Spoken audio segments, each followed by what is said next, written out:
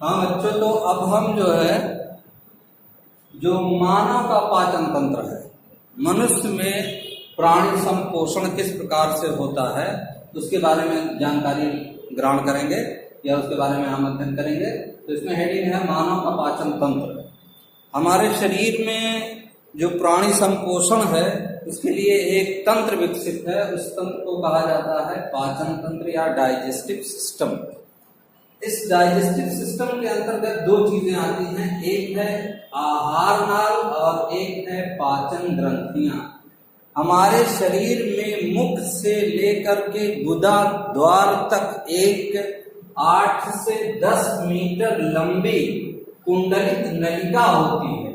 ये 8 से 10 मीटर तक लंबी कुंडलित नलिका होती है जो आहार नाल या इसको अंग्रेजी में कहते हैं एलिमेंट्री कैनाल, आहार नाल या एलिमेंट्री कैनाल कहलाती है। और साथ ही साथ कुछ पाचक ग्रंथियां होती हैं जिनसे पाचक रस निकलता है और वह पाचक रस जो होता है भोजन के पचाने में सहायक होता है। उस पाचक रस में विभिन्न प्रकार के एंजाइम्स होते हैं, उसके बारे में हम देखेंगे।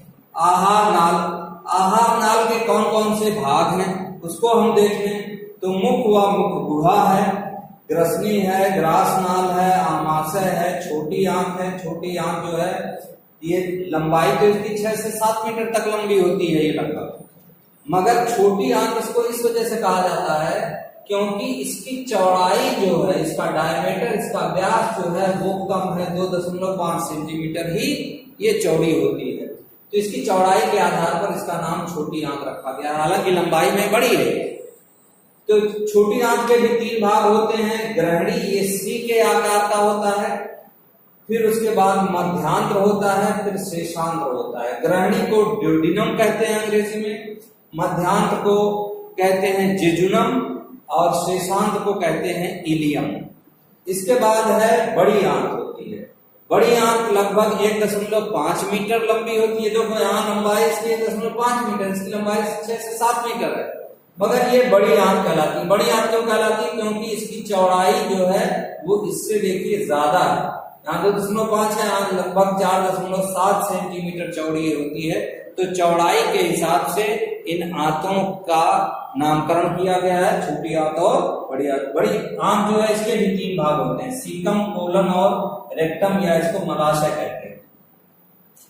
ये बड़ी आंत जो सीकम कोलन जो होता है ये यू के आकार का होता है, ऐसे 3 भाग। ये असेंडिंग है और फिर उसके बाद ट्रांसफर है, फिर डिसेंडिंग है। ये पार्ट होते हैं, इसको अभी हम बताएंगे आपको। तो सबसे पहले देखो बच्चों, जो आपकी बात कही गई थी इसके पहले वीडियो में मैंने बताया, इसके पहले वाले में वीडियो नहीं, उसके बारे में मैंने बताया था आपको कि पाचन जो है या प्राणी संपोषण जो है वो उसमें 5 स्टेप्स होते हैं। नंबर 1 है अंतर्ग्रहण, भोजन का अंतर्ग्रहण। नंबर 2 है भोजन का पाचन है।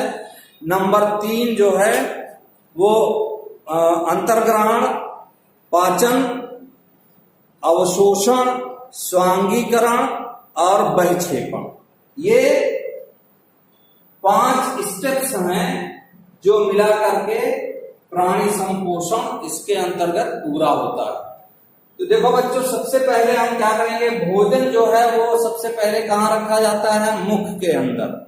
मुख, ये दोनों लिप्स हमारे जो दोनों होंठ हैं इसी को मुख कहते हैं। इसकी ओपनिंग जो है ये मुख कहलाती है, माउथ कहलाती है। मुख के अंदर जो है इसके बाद दांत होते हैं और दांत के बाद खाली स्थान होता है।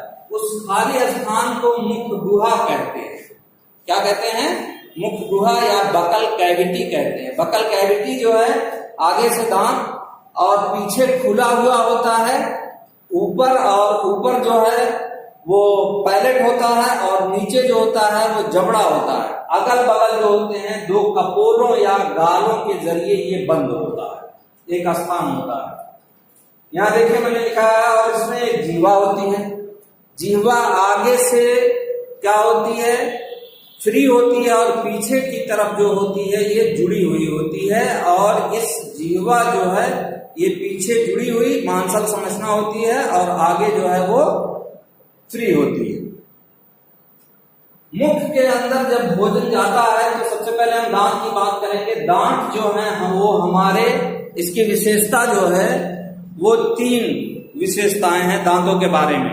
नंबर 1, हमारे दांत जो हैं द्विबार दंती हैं, डाइफायोडांट इसको कहते हैं। द्विबार दंती का मतलब जीवन में 2 बार 2 सेट्स आते हैं। पहले जो दांत निकलते हैं उनको टेम्पररी टूथ कहा जाता है या उनको लैक्टिफेरस दूध के दांत कहा जाता है बच्चों में, वो उनकी संख्या 20 होती है। लेकिन जब 17-18 साल के बाद जो है वयस्क हो जाता है मनुष्य, तब उसके अंदर कुल दांतों की संख्या 32 हो जाती है। और दांत जो होते हैं तो ये तो दांत जो हैं वो हमारे 2 बार आते हैं, दूध के दांत टूट जाते हैं फिर दूसरे दांत निकलते हैं, तो 2 बार आने की वजह से इसको द्विबार दंती कहा जाता है। इसके बाद है विषम दंती। हम जो हैं विषम दंती हैं। विषम दंती का मतलब है कि हमारे शरीर में सारे दांत एक जैसे नहीं हैं, बल्कि जो जबड़ों में दांत लगे हुए हैं वो कई प्रकार के 4 प्रकार के दांत पाए जाते हैं। इंसीजर है, कैनाइन है, प्रीमोलर है और मोलर है। कृंतक, रदनक, अग्रचवर्णक, चवर्णक, ये 4 तरीके के दांत होते हैं। इनके काम क्या क्या क्या हैं? अच्छा, इसके अलावा फिर ये गर्त दंती होते हैं।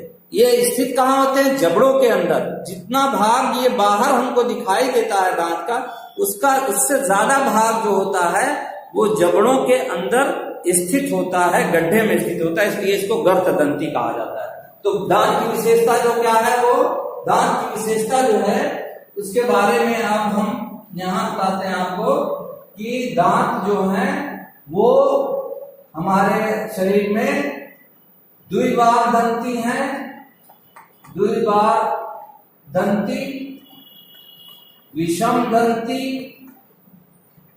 विषम दंती और गर्भ दंती। ये भी इंपॉर्टेंट बात है, ये अक्सर पूछी जाती है कभी कभी कि ये दांत की क्या विशेषता है। तो मनुष्य के, हमारे मनुष्य के दांतों की विशेषता द्विबार दंती है, विषम दंती है, गर्भ दंती है। अब दांत जो हैं ये कितने प्रकार के होते हैं? 4 प्रकार के। कौन कौन से हैं? इंसीजर या उसको कहा जाता है कैनाइन, वो कृंतक, कृंतक हैं पहले हैं। फिर इसके बाद दूसरे हैं छेदक या इसको कहते हैं रदनक, कैनाइन। और तीसरे जो होते हैं ये होते हैं अग्र चवर्णक।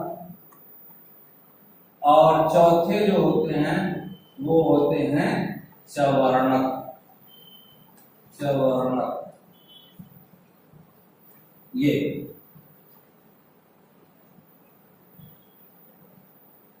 चवर्णक, ये 4 प्रकार का। कृंतक का मतलब काटने वाला, इनका काम है काटने वाला। ये सामने जो 4 दांत ऊपर और नीचे दिखाई देते हैं चौड़े जो होते हैं, इनको कृंतक कहते हैं। इनका काम क्या है? काटने का काम है।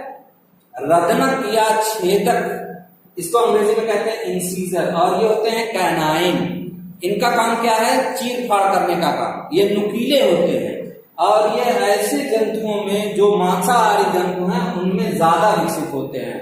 खासतौर से लायन है, टाइगर है, इसको आप देखेंगे तो उसमें ये दांत जो होते हैं वो ज्यादा विकसित होते हैं, चीर फाड़ करने का काम करते हैं। अग्र चवर्णक और चवर्णक ये जो हैं इसको क्या नाम है, कोई चीज तोड़नी हो तो हम इससे तोड़ते हैं अग्र चवर्णक से। और चवर्णक जो है इसको ग्राइंडिंग टीथ कहा जाता है, या ये जो भोजन है उसको पीसने का काम करते हैं। तो ये दोनों अग्र चवर्णक और चवर्णक जो है भोजन को पीसने का कार्य करते हैं। तो ये दांतों के बारे में हो गया। अब दांत का एक फार्मूला होता है, उसको दंत सूत्र कहते हैं। दंत सूत्र जो होता है उसको लिखा कैसे जाता है? उसको लिखते हैं इस प्रकार से, इंसीजर। अच्छा, लिखने के लिए चूंकि 2 क्या नाम है जबड़े होते हैं हमारे ऊपर और जबड़े, ये मान लो ऊपरी जबड़ा है और ये निचला जबड़ा है, तो ऊपरी जबड़े में भी 16 दांत होते हैं, निचले जबड़े में भी 16 दांत होते हैं। तो ऊपरी जबड़े में जो अब लिखने के लिए क्या काम किया जाता है, वो ऐसे लिखा जाता है, यहां से यहां तक ये हो गया और यहां से आधा हिस्सा यहां से यहां और आधा हिस्सा यहां। क्या क्या होगा इसमें, यहां होगा आपका सबसे पहले इंसीजर होगा, फिर कैनाइन होगा, फिर प्रीमोलर होगा और फिर मोलर होगा। उसी तरीके से यहां भी इंसीजर होगा, कैनाइन होगा, प्रीमोलर होगा और फिर मोलर होगा। तो इंसीजर जो होते हैं इसको अर्धांश कहते हैं, आधा इधर जितने होंगे उतने ही इस साइड भी होंगे। उसी तरीके से जितना निचला जबड़े में है उतने ही ऊपरी जबड़े में भी होंगे। तो इसको लिखने का तरीका यह है बच्चों कि इंसीजर को हम लिखते हैं आई 2/2। इंसीजर 2 होते हैं, 2 इधर होते हैं और 2 इधर होते हैं। कैनाइन, इंसीजर के बाद होते हैं कैनाइन। कैनाइन जो होते हैं वो 1-1 होता है। और फिर इसके बाद प्रीमोलर, प्रीमोलर जो होते हैं ये 2-2 होते हैं। और फिर होते हैं मोलर, ये 3 और 3। तो ये एक सूत्र आपको याद रखना पड़ेगा, 21-23, 21-23/21-23। अगर 21 संख्या अगर हम काम करें 2, 1, 3, 2, 5, 3, 8 कुल हो जाते हैं। अच्छा, गुणे 2 भी यहां लिखा जाता है। गुणे 2 क्यों लिखते हैं, क्योंकि जितना इधर ऊपर है उतना ही इधर भी नीचे है, और जितना इधर है उतना ही इधर भी है, जितना ये इधर है उतना ही इधर भी है। तो अब क्या है, इधर इंसीजर है, यहाँ भी इंसीजर होगा, इधर कैनाइन, यहाँ कैनाइन, इधर प्रीमोलर, यहाँ भी प्रीमोलर, यहाँ मोलर है, यहाँ मोलर है। इसी तरीके से यहाँ इंसीजर है, यहाँ इंसीजर, कैनाइन, प्रीमोलर, मोलर ये होगा। तो कुल मिलाकर के ये हो जाता है बच्चों 8/8 और उसी का 2 गुना कर देते हैं तो 16/16, यानी कुल मिलाकर के 32 दांत जो हैं वो होते हैं वयस्क मनुष्य में। ठीक है। इसके बाद एक और सूत्र जान लीजिए, जो बच्चों में, शिशुओं में जो टूथ होते हैं उसमें क्या होता है, 21/21/21 गुणे 2 बराबर 20। यहां देखो क्या है, 2, 1, 3, 2, 5, 5, यहां भी नीचे 5, 5 गुणे 5, 5, 5, 10 गुणे 2 गुना 20, कुल 20 दांत। इसमें देखो इंसीजर है, कैनाइन है, प्रीमोलर नहीं होते हैं, और मोलर यहाँ 3 है, यहाँ 3 मोलर है, यहाँ 2 ही मोलर होते हैं। और लास्ट वाला मोलर जो निकलता है उसको विजडम टीथ भी कहा जाता है, अकल दत्ता जिसको कहते हैं, कि जो बाद में निकलता है। ये हो गया बच्चों दंत सूत्र के बारे में। इसके बारे में भी पूछा जाता है, तो ये भी आप ध्यान में रखें। हालांकि नोट्स जो भेजा गया आपको ग्रुप में, उसमें इसके बारे में हमने बता दिया है, लिख दिया है, तो आप ध्यान से पढ़िएगा। अब हम बात करते हैं, भोजन मुख गुहा के अंदर गया, और मुख गुहा में जब पहुंचता है, मुख से मुख गुहा के अंदर, तो दांतों द्वारा उसको क्या किया जाता है, चबाया जाता है। ठीक है। प्रीमोलर, मोलर जो होते हैं उसको घिसने का, पीसने का काम करते हैं। उसके बाद यहां मुख गुहा में 3 जोड़ी लाल ग्रंथियां पाई जाती हैं। कितनी? 3 जोड़ी लाल ग्रंथि, 3 जोड़ी लाल ग्रंथियां पाई जाती हैं। ये बहिस्रावी ग्रंथि है, 3 जोड़ी लाल ग्रंथि। कौन कौन सी होती है? कर्णपूर्व या कर्णमूल भी इसको कहते हैं, पैरोटिड। इसके बाद यहां मैक्सिला के पास होती है सबमैक्सिलरी या अधोहनु कहते हैं, और ये जिह्वा के नीचे होती है जिसको अधोजिह्वा कहते हैं या सबलिंगुअल कहते हैं। तो ये 3 कर्णमूल जो है ये सबसे बड़ी ग्रंथि होती है। लार जो है ये इसमें 99% जल होता है, और कुछ मात्रा में इसमें जो कर्णपूर्व ग्रंथि है ये सबसे बड़ी लाल ग्रंथि होती है। इसमें टाइलिन या एमाइलेज नाम का एंजाइम जो है वो पाया जाता है। और एमाइलेज एंजाइम क्या काम करता है? एमाइलेज एंजाइम जो है स्टार्च को तोड़ने का काम करता है, स्टार्च को शर्करा में, सरल शर्करा में बदलने का काम करता है, ग्लूकोज वगैरह में, ग्लूकोज फ्रक्टोज में बदलने का ये काम करता है। तो 3 जोड़ी लाल ग्रंथियां पाई जाती हैं, एक बात।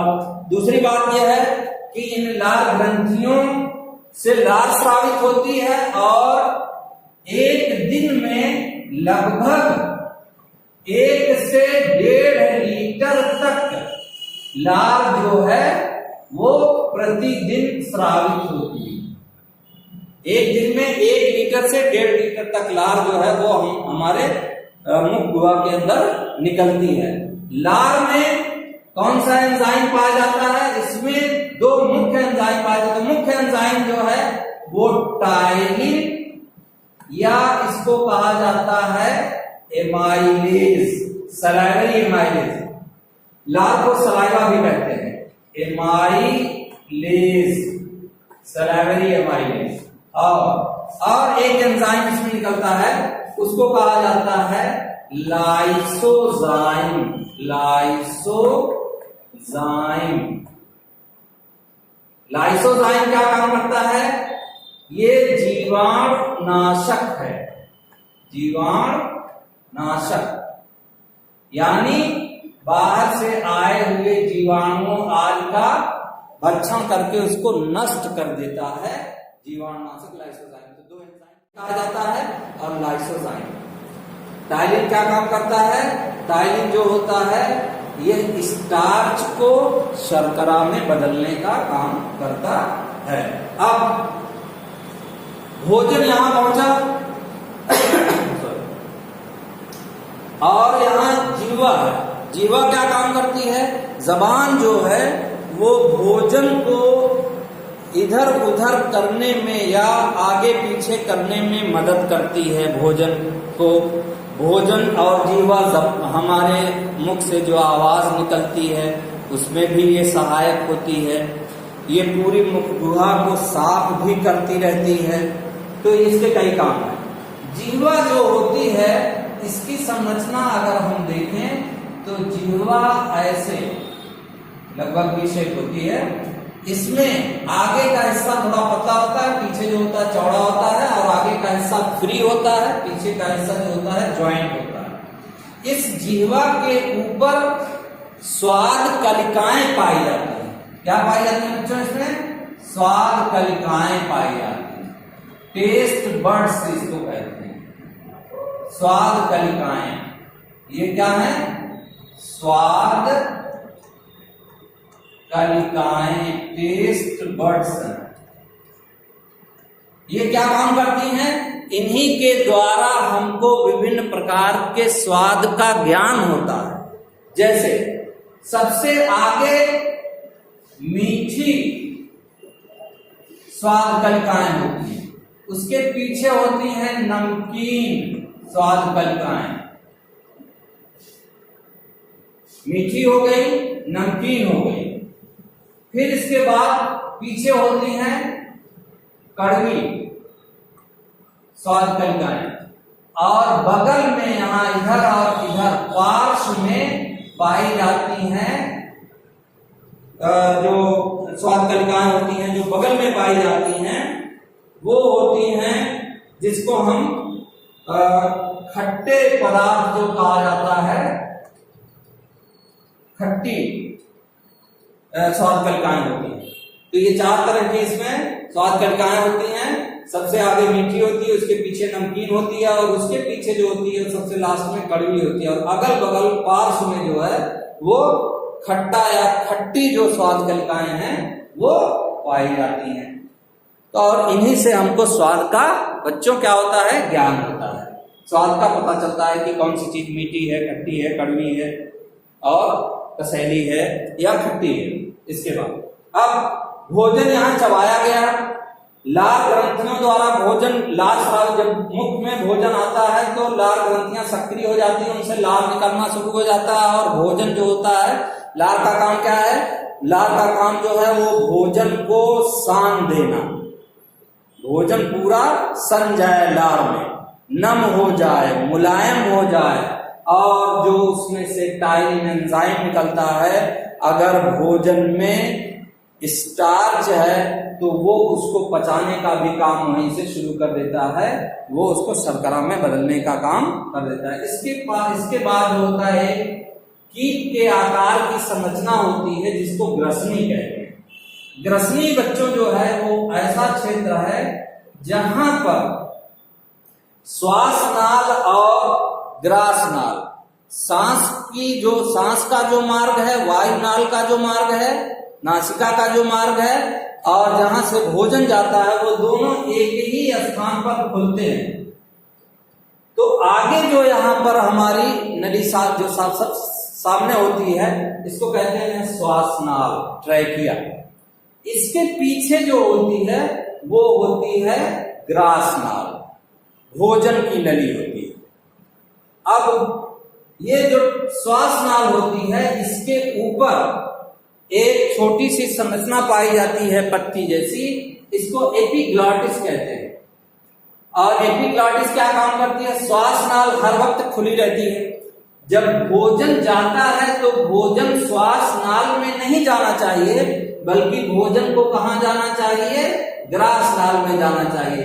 तो जब भोजन निगला जाता है तो ये घाटी ढापन या एपिग्लॉटिस जो है, ये श्वासनाल को क्या कर देता है बच्चों?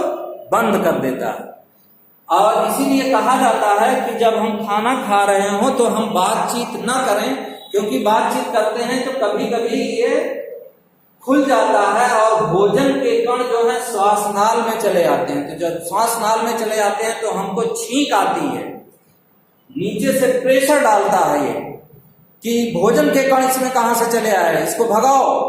तो यहां से एयर प्रेशर बढ़ता है और एयर प्रेशर के जरिए से जो होता है छींक आती है, और छींक के माध्यम से वो चाहे मुख से चाहे नासिका से जो भोजन श्वासनाल में गया है वो बाहर निकल आता है। ठीक है। अब इसके बाद ये तो बंद हो जाता है। घाटी ढापन के द्वारा भोजन जब निकला जाता है तो निगल द्वार, उसके द्वारा भोजन निगल द्वार में आता हुआ फिर ग्रासनाल में आता है। ग्रासनाल में भोजन का कोई पाचन नहीं होता। यहाँ पाचन किसका होता है? मुख गुहा में जो स्टार्च है उसका पाचन होता है। उसके बाद ग्रासनाल है, ये लगभग 20 से 25 सेंटीमीटर लंबी संरचना होती है। इसमें देखो बच्चों क्या होता है कि भोजन आगे कैसे निकला चलता है। इसमें एक गति होती है, उसको गति को कहते हैं क्रमाकुंचन गति। ये सिकुड़ती और पिचकती रहती है। ये नाल जो है इसमें ऐसे सिकुड़ती है और फैलती है। तो भोजन जो है वो धीरे धीरे क्या होता है, यहां से ये गति कहलाती है। इसको कहते हैं क्रमाकुंचन गति या पेरिस्टेल्सिस मूवमेंट। उस गति के द्वारा भोजन जो है ग्रासनाल में अपने आप आगे बढ़ता चला जाता है। ग्रासनाल में भी और छोटी आंत और बड़ी आंत में भी ये पेरिस्टेल्सिस मूवमेंट जो होती है वो चलती रहती है, आगे की तरफ बढ़ती रहती है। तो ग्रासनाल में भोजन का कोई पाचन नहीं होता है, सिर्फ क्रमाकुंचन गति के द्वारा ये भोजन जो होता है वो आगे बढ़ता है। आगे ये चल करके एक थैली जैसी जे आकार की संरचना में खुलता है जो लगभग 25 सेंटीमीटर लंबा होता है। इसको कहते हैं आमाशय या उदर या स्टमक, या इसको हम जो आसान भाषा में कहते हैं पेट। ठीक है। तो ये आमाशय जो है 25 सेंटीमीटर एक थैली जैसी रचना होती है, चौड़ा भाग होता है। और इस आमाशय में ग्रंथियां पाई जाती हैं जिनको कहते हैं जठर ग्रंथियां। जठर ग्रंथियां जो होती हैं इनसे जठर रस स्रावित होता है। जठर रस में कौन कौन से? पेप्सिन है, रेनिन है और HCl। पेप्सिन और रेनिन ये एंजाइम्स हैं। HCl हाइड्रोक्लोरिक अम्ल है, ये निकलता है। अब देखो बच्चों होता क्या है, यहाँ जब भोजन यहाँ आमाशय में आता है तो पेप्सिन जो है यह प्रोटीन को पचाता है, प्रोटीन पाचक एंजाइम। और प्रोटीन पच करके किसमें? अमीनो अम्ल और ग्लिसरॉल में टूटता है। सबसे पहले ये पेप्टोन्स में टूटता है, फिर उसके बाद वो अमीनो अम्ल में टूटता है, सॉरी ग्लिसरॉल में नहीं। तो अमीनो अम्ल पेप्सिन जो है ये प्रोटीन को पचाता है और अमीनो अम्ल में तोड़ने का काम करता है। लेकिन ये कहता है कि हम तभी काम करेंगे, इसकी एक शर्त है कि कहता है कि हम तभी सक्रिय होंगे जब यहाँ भोजन जो है वो अम्लीय हो जाए उसका माध्यम। तो इसलिए यहाँ HCl निकलता है बच्चों, और यह HCl जो है ये भोजन के माध्यम को अम्लीय भी बना देता है, साथ ही साथ HCl जो है जो हड्डी या इस तरह की चीजें होती हैं उसको भी गलाने का काम करता है, भोजन को सड़ने से भी बचाने का काम करता है, और कुछ हानिकारक बैक्टीरिया वगैरह अगर आते हैं तो उसको ये मारने का भी काम करता है, भोजन को सड़ने से भी बचाता है। रेनिन जो है इसका काम क्या है? रेनिन जो है ये दुग्ध की जो प्रोटीन होती है कैसीन, उसका पाचन करता है। इसके बाद आमाशय जो है ये एक पतली संरचना में खुलता है। यहां देखो बच्चों, इसको कहते हैं पाइलोरिक पार्ट, पाइलोरिक भाग, जगह कम है थोड़ा देखिए। पाइलोरिक पार्ट, पाइलोरिक पार्ट में ये चल करके आगे क्या होता है, एक नली में, पतली नली में खुलता है, जो लगभग 6 से 7 सेंटीमीटर लंबी नली होती है, छोटी आंत जिसको कहते हैं। ये 6 से 7 सेंटीमीटर लंबी होती है और 2 से 5 सेंटीमीटर चौड़ी होती है। ये 3 भागों में बटी होती है। एक ग्रहणी है सी के आकार की, देखो यहाँ एक सी जैसी संरचना बन रही है, इसको कहते हैं हम ग्रहणी, सी के आकार की संरचना, लगभग 25 सेंटीमीटर लंबी होती है। ये पहला भाग है छोटी आंत का।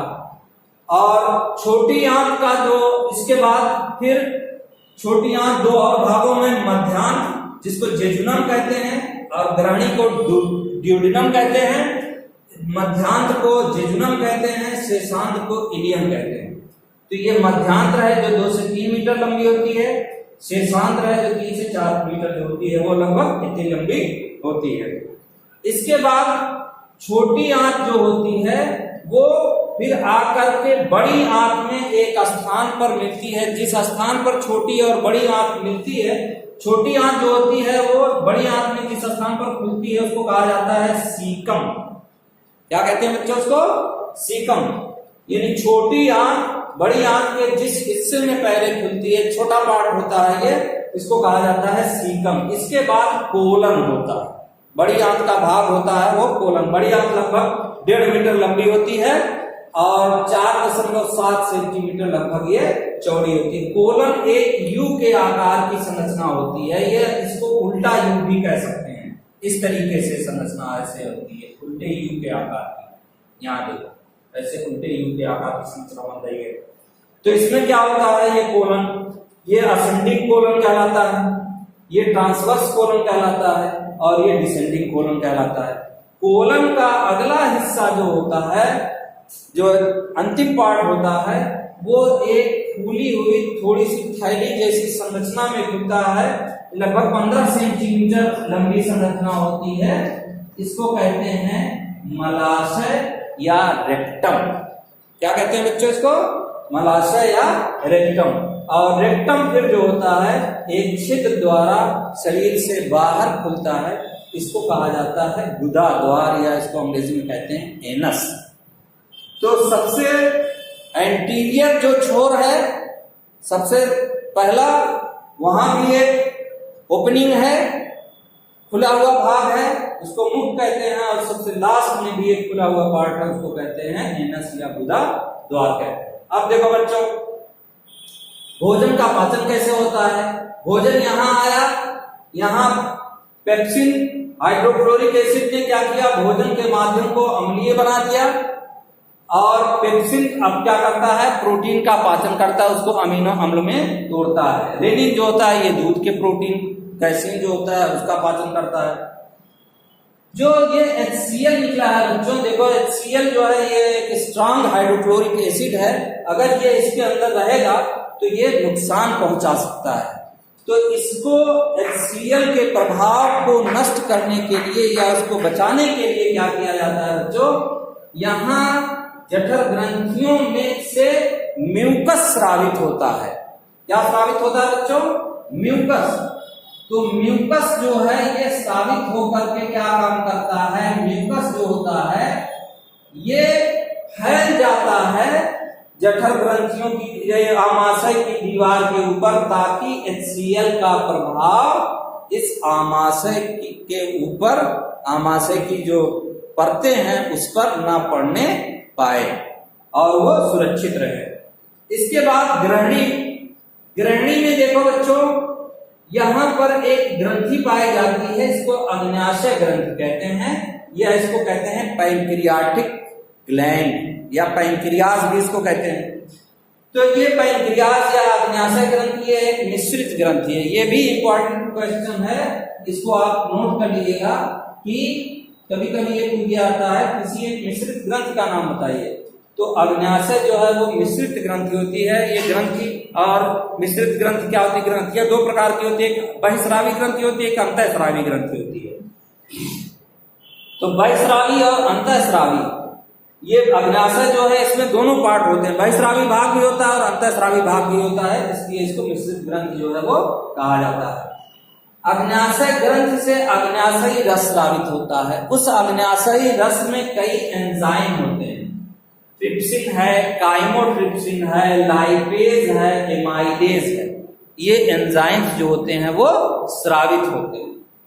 ठीक है, ट्रिप्सिन, पेप्सिन, ट्रिप्सिन देखो मिलता जुलता नाम। तो पेप्सिन का जो काम है प्रोटीन को पचाने का काम, वही काम इसका भी है। कुछ बाकी जो प्रोटीन्स बच गई है उसका पाचन यहां होता है, यहां से शुरू होता है। लाइपेज, लिपिड, वसा को अंग्रेजी में लिपिड कहते हैं, उसी तरह लाइपेज, वसा को पचाने के लिए जो एंजाइम निकलता है वो लाइपेज कहलाता है, और वसा को ये वसीय अम्ल में और ग्लिसरॉल में परिवर्तित कर देता है। वसा पच करके किसमें बदलती है? वसीय अम्ल में, फैटी एसिड में और ग्लिसरॉल में। एमाइलेज का नाम देखो, यहां भी एमाइलेज का, टायरिन या एमाइलेज। जो स्टार्च बच गया है अभी पूरा, जिसका पाचन यहां नहीं हो पाया था, वो फिर आकर के यहां पर उसका पाचन होता है, वो शर्करा में, ग्लूकोज में तोड़ दिया जाता है। ये है।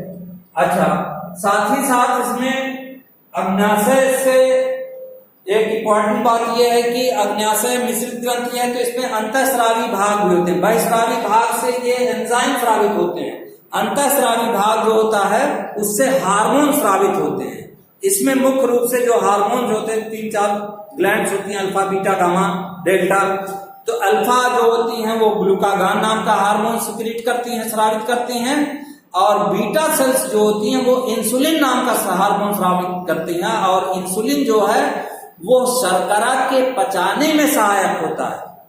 तो इस तरीके से आपने सुना होगा कि बहुत से लोगों को डायबिटीज होता जाता है, मधुमेह। अगर अग्न्याशय से इंसुलिन का निकलना बंद हो जाए तो रुधिर में शर्करा की मात्रा बढ़ने लगती है और वो पेशाब के रास्ते भी शरीर से बाहर जाने लगती है। उसी को कहा जाता है मधुमेह रोग या डायबिटीज। तो इंसुलिन जो है उसकी कमी से मधुमेह रोग हो जाता है। ये बीटा सेल्स जो है उसको स्रावित करती हैं। बाकी जो अगला चैप्टर आपको पढ़ाया जाएगा उसमें बताया जाएगा इसके डिटेल्स जो है अंतःस्रावी भाग में। एक और ग्रंथि है जो सबसे बड़ी ग्रंथि है, यकृत। यहाँ ये डायफ्राम है, तंतुपट जिसको कहते हैं, इसके नीचे आमाशय होता है और लीवर होता है। लीवर जो है ये हमारी सबसे बड़ी ग्रंथि होती है। इसका वजन लगभग एक वयस्क मनुष्य में 1.5 किलोग्राम के आसपास होता है। तो ये सबसे इंपॉर्टेंट सवाल ये भी पूछा जाता है कि हमारे शरीर में सबसे बड़ी ग्रंथि कौन सी है? तो सबसे बड़ी ग्रंथि का नाम क्या है बच्चों? लीवर, यकृत, जिसको हम जिगर भी कहते हैं। तो ये सबसे बड़ी ग्रंथि है। अब ये क्या काम करता है बच्चों? ये बहुत सारे काम करता है, इसके कार्य मैं अलग से आपको बताऊंगा, लेकिन इसमें ये समझो कि इसका मुख्य काम यहाँ जो है, यकृत जो है, ये यकृत की कोशिकाओं को हिपैटिक सेल्स कहते हैं, और यकृत की कोशिकाएं जो हैं वो पित्त रस का निर्माण करती हैं या श्रावण करती हैं। किसका श्रावण करती हैं बच्चों? पित्त रस का। यकृत की कोशिकाएं पित्त रस का श्रावण करती हैं। पित्त रस जो यहाँ बन रहा है वो पित्त रस यहाँ पर एक थैली होती है, उसको कहते हैं पित्ताशय या इसको अंग्रेजी में कहते हैं गाल ब्लैडर। पित्ताशय या गाल ब्लैडर। ये पित्ताशय या गाल ब्लैडर जो है वो क्या होता है, जो पित्त यहाँ बना है, पित्त रस बना है, वो इस पित्ताशय में एकत्रित होने लगता है। कभी कभी सवाल ये पूछ देता है कि पित्त रस का निर्माण कहाँ होता है। अब उसमें ऑप्शन दे दिया कि पित्ताशय में है, यकृत में है या पित्त वाहिनी में है, कहाँ होता है। तो आपको याद रखना चाहिए कि पित्त रस का निर्माण तो यकृत में होता है, लेकिन वो पित्त रस जो बना है उसको स्टोर कर लिया जाता है, संचित कर लिया जाता है, सुरक्षित कर लिया जाता है। कहाँ? पित्ताशय के अंदर। पित्ताशय जो है वो पित्त रस का श्रावण नहीं करता, पित्त रस का श्रावण यकृत करता है। तो पित्त रस जो है वो यकृत स्रावित करता है, उसकी कोशिकाएं स्रावित करती हैं और वो पित्त रस जो है पित्ताशय के अंदर आकर के एकत्रित हो जाता है। फिर यहां से एक नली निकलती है, इस नली को कहते हैं पित्त वाहिनी। क्या कहते हैं? पित्त वाहिनी, बाइल डक्ट। ये पित्त वाहिनी, ये अग्न्याशय ग्रंथि जो होती है, अग्न्याशय ग्रंथि और पित्त वाहिनी दोनों ग्रंथ, दोनों नलिकाएं आपस में मिल करके एक सामान्य नली बनाती हैं और वो आकर के ग्रहणी में यहाँ खुलती है, इस स्थान पर ग्रहणी में। तो अब क्या है, पित्त रस जो है ये क्षारीय है। पित्त रस कैसा है बच्चों? ये हल्का क्षारीय है, हल्के पीले रंग का क्षारीय पदार्थ है, पित्त रस होता है। तो अब क्या होता है, जब पित्त रस यहां से आता है निकल करके यहां पर ग्रहणी में पहुंचता है, तो देखो यहां आमाशय में HCl स्रावित हुआ, जिसके कारण से क्या होता है, यहां पर भोजन का माध्यम अम्लीय हो जाता है। अब जब पित्त रस स्रावित हो करके पित्त वाहिनी के जरिए ग्रहणी में पहुंचता है तो पित्त रस क्षारीय है। तो अब यहाँ जो भोजन पहुंचा उस भोजन को ये क्या करता है, क्षारीय माध्यम में बदल देता है। और क्षारीय माध्यम में बदलने से क्या होता है बच्चों, क्षारीय माध्यम में अब यहाँ देखो, जो आगे अग्न्याशय से जो रस निकल रहे हैं, अग्न्याशय रस, ट्रिप्सिन है, काइमोट्रिप्सिन है, लाइपेज है, एमाइलेज है, ये कहते हैं कि हम अम्लीय माध्यम में सक्रिय नहीं होंगे, हम क्षारीय माध्यम में सक्रिय होंगे। हमको माध्यम क्षारीय मिलेगा तब हम काम करेंगे। तो ये क्या काम होता है यहाँ पर कि ये पित्त रस यहाँ आता है और ये भोजन के माध्यम को क्षारीय बना देता है, एक काम। दूसरा काम क्या काम करता है, जो लाइपेज, जो वसा है, जो वसा है, वसा की जो बड़ी बूंदें होती हैं, वसा की बड़ी बूंदों को ये पित्त रस क्या काम करता है, वसा की छोटी छोटी बिंदुकाओं में तोड़ देता है ऐसे। और इस क्रिया को कहा जाता है इमल्सिफिकेशन, या इसको कहते हैं पायसीकरण। क्या कहते हैं बच्चों? पायसीकरण, इमल्सिफिकेशन। ये याद रखिए, कभी कभी ये पूछ दिया जाता है कि पायसीकरण क्या है, व्हाट इज इमल्सिफिकेशन। तो इमल्सिफिकेशन क्या है, वसा की, ये वसा है, वसा की बड़ी बूंदों, बड़ी बूंद, वसा की बड़ी बूंदों को छोटी छोटी सूक्ष्म बूंदों में, ड्रॉपलेट्स में बदलने की क्रिया को पायसीकरण या इमल्सिफिकेशन कहा जाता है। ये होता है। अब जब इमल्सिफिकेशन की क्रिया हो जाती है तो लाइपेज जो होता है वो ज्यादा एक्टिव हो जाता है। अब ये वसा की छोटी छोटी जो ड्रॉपलेट्स होती हैं उसमें लाइपेज जो होता है वो वसा को वसीय अम्ल और ग्लिसरॉल में जो है वो तोड़ देता है। बाकी जो स्टार्च बचा था उस स्टार्च को एमाइलेज जो है वो यहाँ पर फिर आगे उसको सुक्रोज में ग्लूकोज फ्रक्टोज में वो तोड़ देता है, यानी शर्करा में, सरल शर्करा में उसको तोड़ देता है। तो इस प्रकार से पाचन जो है यहाँ से जो शुरू हुआ था मुगुआ से पाचन, मुगुआ में स्टार्च का पाचन शुरू हुआ था, फिर उसके बाद ग्रासनाल में भोजन आया, कोई पाचन नहीं हुआ, आमाशय में आया, आमाशय में पेप्सिन ने प्रोटीन का पाचन किया और रेनिन ने केसिन जो दूध की प्रोटीन है उसका पाचन किया, HCl ने माध्यम को अम्लीय बना दिया, यहाँ से म्यूसिन स्राव मिलकर स्रावित हुआ जो इसकी दीवार को HCl के प्रभाव से बचा लेता है और उसके बाद HCl भोजन के माध्यम को अम्लीय करता है, जो हड्डियां होती हैं उसको गलाने का काम करता है, भोजन को सड़ने से बचाने का काम करता है। ये 4 पॉइंट्स आप अगर कभी कभी HCl के काम कार्य भी पूछ देता है वहां। फिर इसके बाद भोजन जो होता है वो ग्राणी में पहुंचता है, ग्राणी में अग्न्याशय ग्रंथि से एंजाइम स्रावित होते हैं, ट्रिप्सिन है, काइमोट्रिप्सिन है, लाइपेज है, एमाइलेज है और यहीं पर ग्रहणी में ही आकर के यकृत से जो सबसे बड़ी ग्रंथि है हमारी, उस ग्रंथि से पित्तरस निकल करके पित्तवाहिनी के द्वारा यहाँ आता है और ये भोजन के माध्यम को क्या करता है, अम्लीय क्षारीय बनाता है, भोजन के माध्यम को क्षारीय बना देता है और वसा का जो है वो पायसीकरण भी करता है ताकि ये ट्रिप्सिन, काइमोट्रिप्सिन, लाइपेज और एमाइलेज जो है एंजाइम सक्रिय हो जाएं और वो सभी पोषक पदार्थ, चाहे वो कार्बोहाइड्रेट हो, चाहे वो वसा हो, प्रोटीन्स हो, इन सब का पाचन करता है। यही 3 चीजें का पाचन होता भी है। कार्बोहाइड्रेट का पाचन होता है जो स्टार्च के रूप में होता है, वो ग्लूकोज में परिवर्तित होता है। वसा का पाचन होता है, वसीय अम्ल ग्लिसरॉल में परिवर्तित कर दिया जाता है। प्रोटीन का पाचन होता है जो आखिर में चल करके अमीनो अम्ल में बदल दिया जाता है। जो विटामिन्स होती हैं, विटामिन्स का कोई पाचन नहीं होता, वो एज इट इज जो है वो एब्जॉर्ब कर लिया जाता है और मिनरल्स जो है वो भी एब्जॉर्ब कर लिए जाते हैं। अब इसके बाद यहाँ भोजन जब पच जाता है तो छोटी आंत में जब यहाँ पहुंचता है मध्यांत और शेषांत में, तो मध्यांत और शेषांत में बच्चों जब भोजन पहुंचता है तो यहाँ पर अब कौन सी क्रिया होती है, अब यहाँ पर क्रियाएं जो हैं वो होती हैं किसकी, अवशोषण की।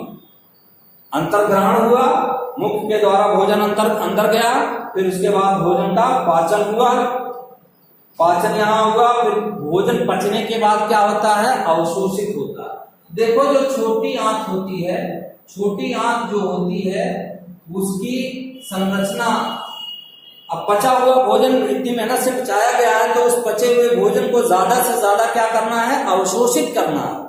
अवशोषण के लिए आंत जो होती है इसकी दीवार में इस तरीके से फिंगर लाइक स्ट्रक्चर्स पाए जाते हैं ऐसे, और इनको कहा जाता है विलाइज या इसको सूक्ष्मांकुर कहते हैं। क्या कहते हैं बच्चों, सूक्ष्मांकुर या विलाइज या माइक्रोविलाइज कहते हैं। ये क्या इनका क्या काम है, माइक्रोविलाइज जो होते हैं ये अवशोषण का जो एरिया है, जो सतह है, उसको बढ़ा देते हैं ताकि ज्यादा से ज्यादा पचा हुआ भोजन जो है वो अवशोषित किया जा सके। क्योंकि अगर भोजन अवशोषित नहीं होगा तो वो बेकार होकर के बाहर चला जाएगा वैक्षेपण के द्वारा, तो ज्यादा से ज्यादा अवशोषण हो सके इसलिए फिंगर लाइक स्ट्रक्चर्स इसमें पाए जाते हैं, जिसको हम कहते हैं माइक्रोविलाइज या विलाइज, इसको नाम या विलीज नाम भी कहा जाता है। सूक्ष्मांकुर होते हैं जो इसके सतह को बढ़ा देते हैं ताकि ज्यादा से ज्यादा बचा हुआ भोजन जो है वो अवशोषित कर लिया जाए।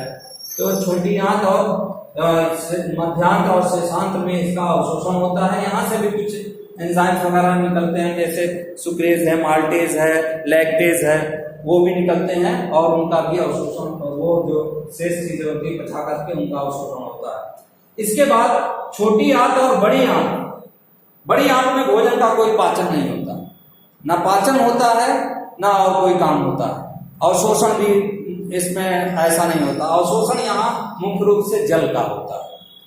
अब छोटी आंत और बड़ी आंत जिस जगह मिलती है वहां पर एक उंगली के समान संरचना पाई जाती है।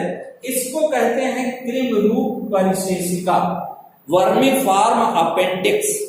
और कभी कभी ऐसा होता है बच्चों कि इसमें भोजन वगैरह के कण किसी कारण से अगर चले जाते हैं तो उसमें सड़न पैदा होने लगती है, सूजन हो जाता है, इन्फेक्शन हो जाता है और बहुत तेज दर्द होने लगता है।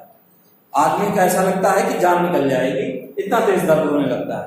तो अब जब दर्द होता है तो इसी को कहते हैं अपेंडिसाइटिस। ये रोग हो जाता है अपेंडिसाइटिस। यह एक अवशेषी अंग है। अवशेषी अंग ऐसा अंग होता है जिसका हमारे शरीर में अब कोई काम नहीं रह गया है, लेकिन हमारे जो पूर्वज हैं उसमें इनका अभी भी काम है। तो ये अवशेषी अंग के रूप में होता है। अगर इसमें भोजन के कण चले गए हैं, इन्फेक्शन हो गया है, तो डॉक्टर्स इसको क्या करते हैं, इसको काट करके निकाल देते हैं। शायद आपने नाम सुना हो कि फला को अपेंडिक्स हो गया या फला का अपेंडिक्स का ऑपरेशन होता है। तो वो रोग जो अपेंडिक्स नहीं बल्कि वो ये वर्मीफॉर्म अपेंडिक्स होती है और ये अपेंडिसाइटिस होता है रोग, उसको काट करके वो निकाल देते हैं। इससे कोई हानि भी नहीं होती है। अब इसके बाद शेष जो भोजन होता है वो आता है। अब भोजन क्या, अब ज्यादातर मात्रा में भोजन जो है यहाँ अवशोषित कर लिया गया। अब तरल रूप में जो भोजन है अब शेष भाग जो बचा हुआ है भोजन का वो यहाँ बड़ी आंत में आता है। और बड़ी आंत में यहाँ पर जल का अवशोषण होता है, ज्यादा से ज्यादा मात्रा में, अधिक से अधिक मात्रा में जल का अवशोषण होता है, जिससे वो भोजन जो है, अच्छा जो भोजन पच जाता है अब आगे बढ़ रहा है उसको काइल कहा जाता है। क्या कहते हैं बच्चों, उसको काइल कहते हैं।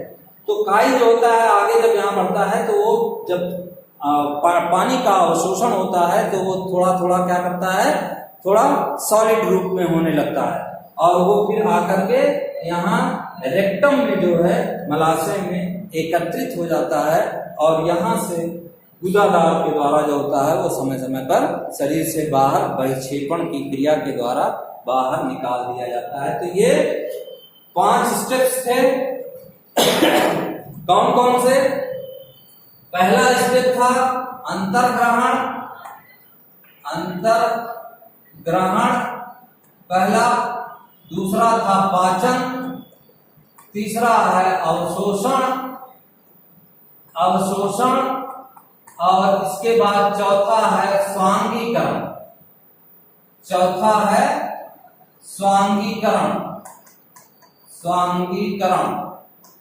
और इसके बाद 5वां है बहिक्षेपण।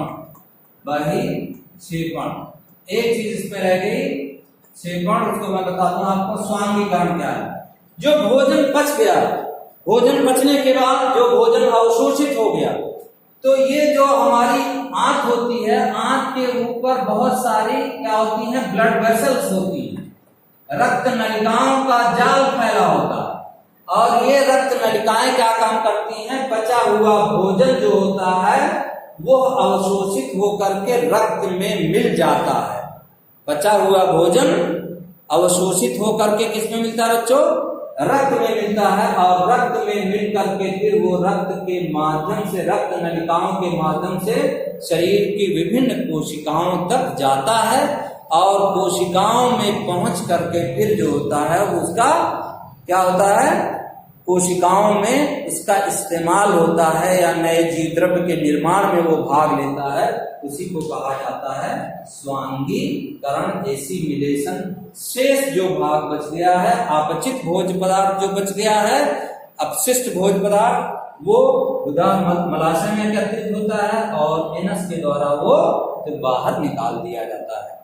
आई थिंक मैंने जो चीजें बताई हैं आपकी समझ में आई होगी। काफी डिटेल में हो गया और काफी लंबा ये क्या नाम है आपका वीडियो हो गया है। तो चूंकि एक ही दिन में मैं सोच रहा था इसको कवर कर दूं, इसलिए ये वीडियो थोड़ा सा लंबा हो गया है। अगर आपको पसंद आया हो तो इस वीडियो को देखें, लाइक करें, शेयर करें, सब्सक्राइब करें और सब्सक्राइब करके घंटी का बटन दबा दें ताकि मेरे जो भी वीडियो अपलोड हो वो आप तक उसका नोटिफिकेशन पहुंच जाए और उसको आप जो है देख सकें। Thank you.